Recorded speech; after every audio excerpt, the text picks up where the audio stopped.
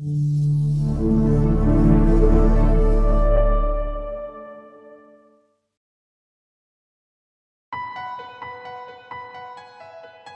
our case, I think really we believe that canals are not rounded, fully shaped, so you want to fill voids and you want to fill certain areas. So warm obturation allows to fill these spaces.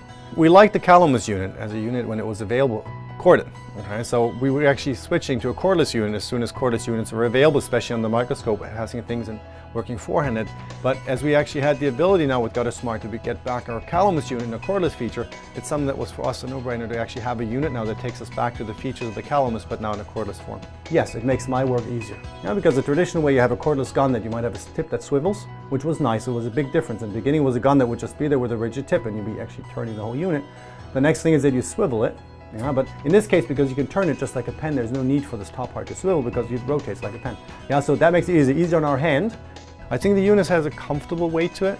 Yeah, I would expect there's a battery in it to have it. It's not too heavy, it's not too light. It's actually something I feel very comfortable with. If it's too light, it often actually happens that assistants don't necessarily pay attention or handle it a certain way. I think it has a very comfortable weight to it. The handling of the unit is very easy.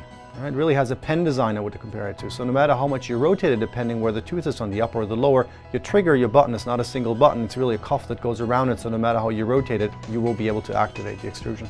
Having that cuff all the way around allows you to really position the device foremost without paying attention where the actual trigger is to button it. For example, having a unit that you have to extrude in a gun form, it sometimes can be very uncomfortable even spinning or splitting or swiveling the needle. In this case, you get to a pressed position and then you trigger in any position you are. The cartridges to refill really the same as the Calamus unit. You know, what we found is to take the cartridges out after they're bent and customized, it's very, very helpful to straighten them out first and then they literally fall out. You know, we found that most assistants will try in the beginning to push them out, but the best thing is to straighten them back out and they fall right out ready for the new cartridge. There's plenty of pressure of backflow after you fill the canal. In our case, I really like small gauges, so we use a 25 gauge most of the time. Even on the smallest size, the 25 gauge, there's plenty of back pressure to really back us out of the canal as we extrude. A certain weight is important, because if there is weight balance to it, it makes us more precise. In this case, we're obturating, okay, so it's not as critical as with other tasks, but there's a comfortable feel to it. I really feel the weight is there, okay.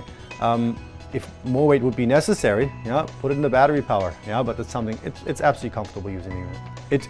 It really holds up well. One of the biggest challenges I had with some of the cordless units that we had before, they would break down. We really would have to buy them very often. The housing would crack, things would literally break. And assistants always took good care of it, but no matter how we handled them, they really broke more than we anticipated. It was important, it was an essential tool for us that we would replace them frequently. We have the impression now as we work that it's actually been holding up a long time. We also found that it actually helps with plastic. There are different wipes. Now, if you look at the alcohol content, if you look at the actual content of the disinfectant wipe, that allows you to maintain plastic longer.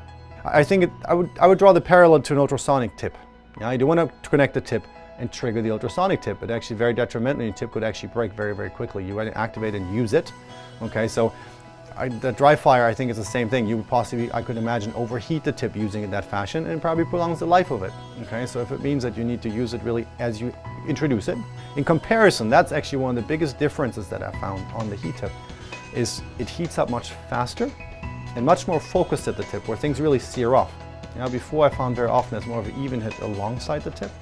So this actually reminded me back of some of the original units that were corded. So we're actually happy with that tip. If the patient finds there's an automatic device that takes us to the next step, and we can communicate this, patients will perceive it. The device does have a noise to it as it extrudes, so I think it's actually important to let the patient know that that's what we're doing, so they're not wondering what the noise is. But once you explain it, it's just one more technological step to the next step that they can appreciate.